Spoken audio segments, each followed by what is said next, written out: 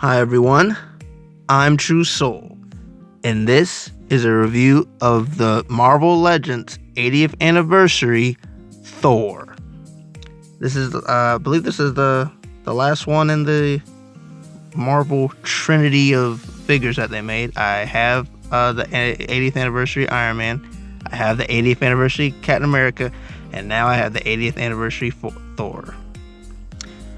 Yeah, I think I've liked Thor for about as long as I've liked Iron Man and Captain America. Some of my most earliest memories of him is he was featured in as a cameo guest on this old Hulk animated series show that I used to watch, and I also remember playing with him a good bit in this old Marvel game, Ultimate Alliance. So those are two of my earliest memories of him. I wouldn't put him up there necessarily my top 5 favorite characters, but I do like him a lot, so I thought, why not get him? So without further ado, let's just go ahead and go into the review, starting off with his look. This action figure is based off of the classic look from the comic books, which, yeah, it's really colorful and vibrant like most of the old comic books are.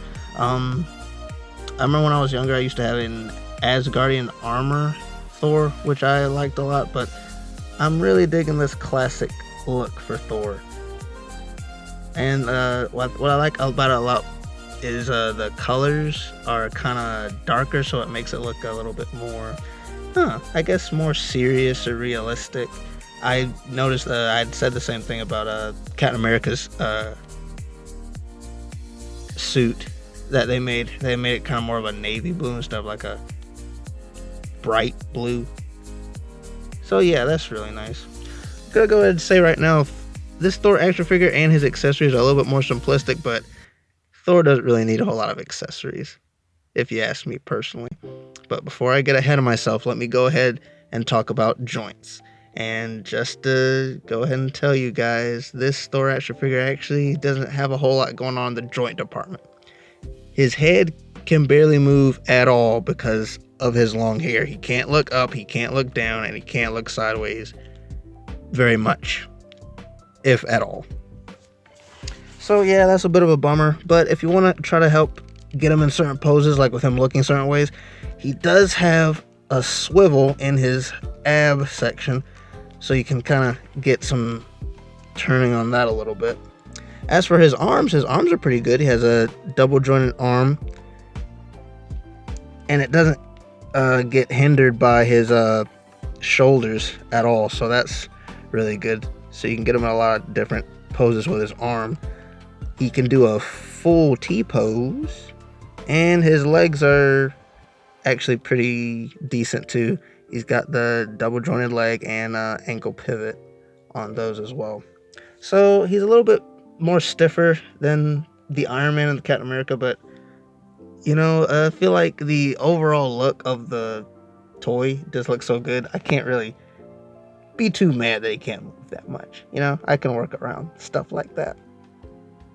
And also this cape, what I like about this cape is since it's made out of a soft goods, if you want, you can kind of lean Thor back and he can still stand up because his cape is a solid piece, so keep him from falling over. So that's also really good. Alright, let's go ahead and move into accessories. Other than the hands that are already on Thor, one accessory that he comes with is a balled up hand for him to punch Loki with. And of course, he comes with his mighty hammer, Mjolnir. Now, funny thing, I never noticed how small the handle is on Mjolnir. I don't know. It seems like in other incarnations of the character, like in TV shows and movies, his handle didn't seem that short. But looking at it now, this comic book version is a really short handle, which is a little odd seeing it up close like this. But, it's fine.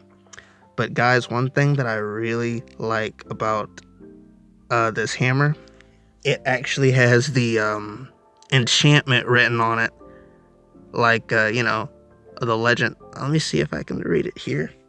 It says, "Whosoever holds this hammer, if he be worthy, shall possess the power of Thor. Yep, I think I read that right. Which I actually think is really cool how it's so small, but you can still make out what it says, which is, I think, is really cool. So I really like this hammer a lot. This is probably the highlight accessory of any of the other figures that I've gotten, of like with the Captain America or the Iron Man. I think this is probably my favorite accessory. So that's really cool. Oh, guys, I totally forgot to talk about Thor's winged helmet. Wow. Seeing it now, I noticed the wings, they're a slightly different shade of silver than the rest of the helmet, which makes him look a little weird, but you know, it looks fine. I kind of prefer the helmet look that he had. There was one helmet that he wore in the movie where the sides of the helmet kind of came down over on the sides of his face. I kind of prefer that look a little bit better, but you know, that's not a problem. This look fits this outfit for Thor, so I really like that a lot. Man, I can't believe I forgot to say that. But yeah, guys, overall, this is just a really great figure, and I'm glad I got him to go with my Captain America and my Iron Man. Since I got these three, I might as well just go ahead and try to get all the Avengers. Still gotta get a Hawkeye, gotta get Hulk. I have Thor.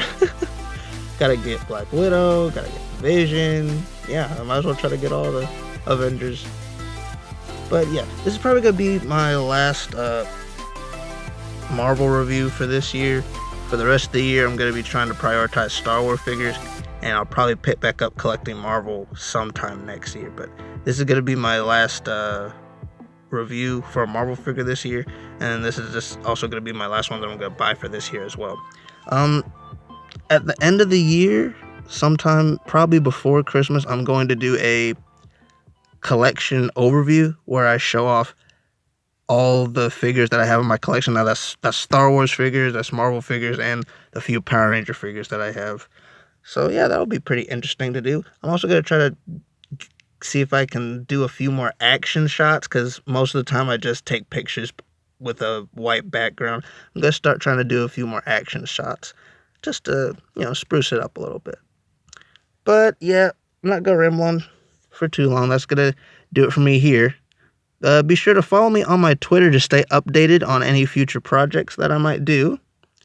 And until then, be sure to like, subscribe, and go to my channel to check out other videos. Catch you later.